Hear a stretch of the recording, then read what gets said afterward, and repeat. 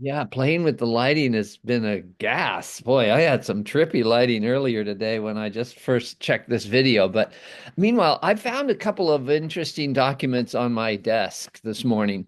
And I wanted to read this piece because this piece, I wrote this a few years back. And it goes along with what we've been talking about, these five freedoms and allostatic load and overwhelm and underwhelm and riding the waves.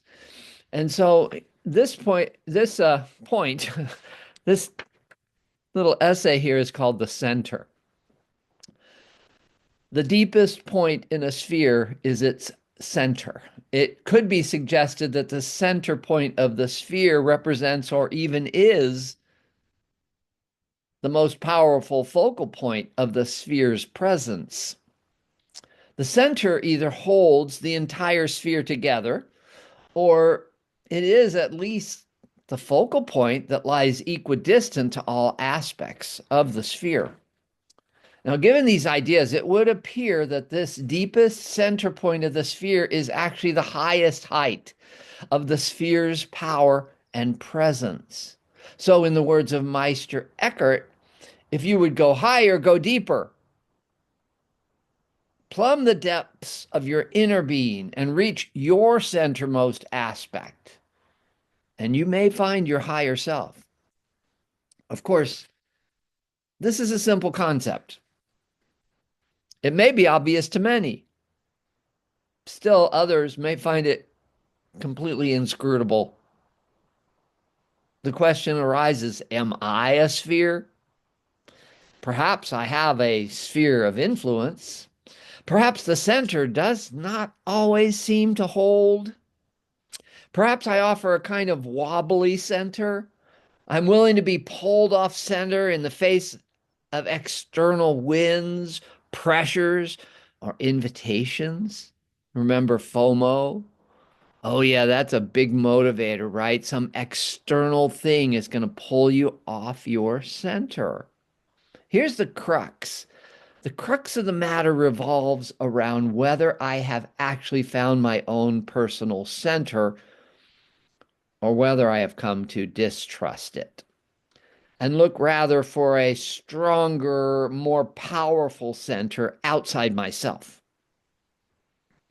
Many people lean on visions of the Godhead to capture this stronger center of connection.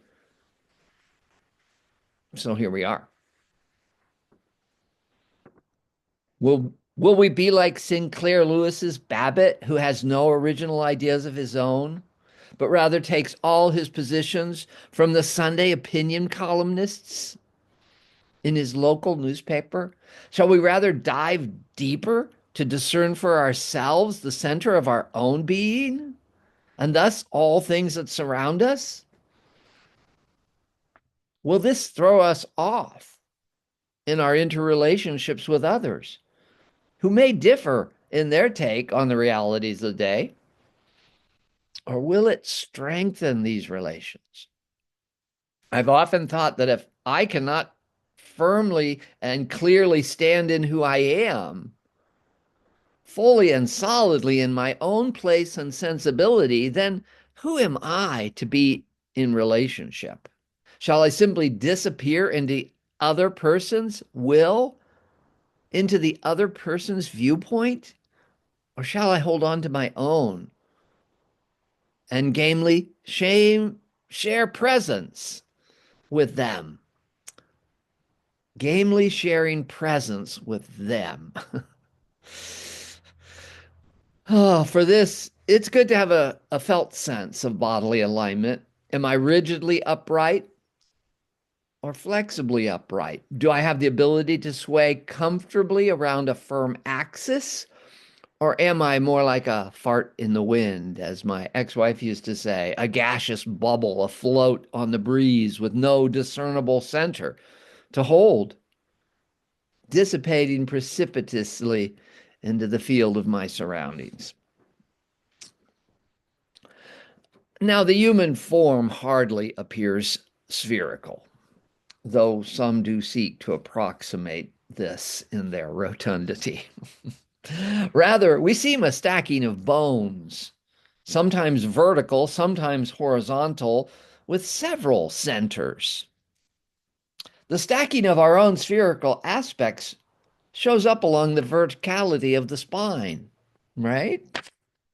With several centers. There's one in the belly, one in the chest, one in the head. If you've studied your chakras, there's 7 centers, right? And from this central axis, then it spreads out into the many segments of our anatomy, right? Shoulders, arms, wrists, hands, fingers, hips, thighs, calves, shins, ankles, feet, toes. And each part of the body seems to have its own center. Now, by locating and feeling all these many centers within a human form, we can undertake the task of coordinating and aligning with them.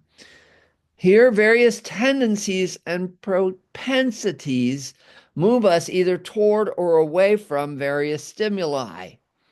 These can create for ourselves an impression of where our center lies and whether it will hold or give way to a more powerful center in our velocity.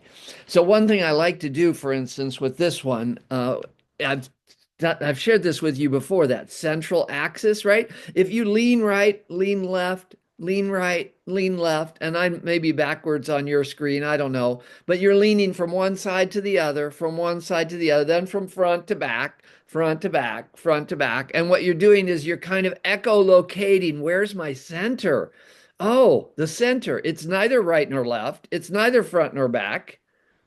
It's neither top nor bottom. It's center. What's the center? Find the center through this little location exercise, okay?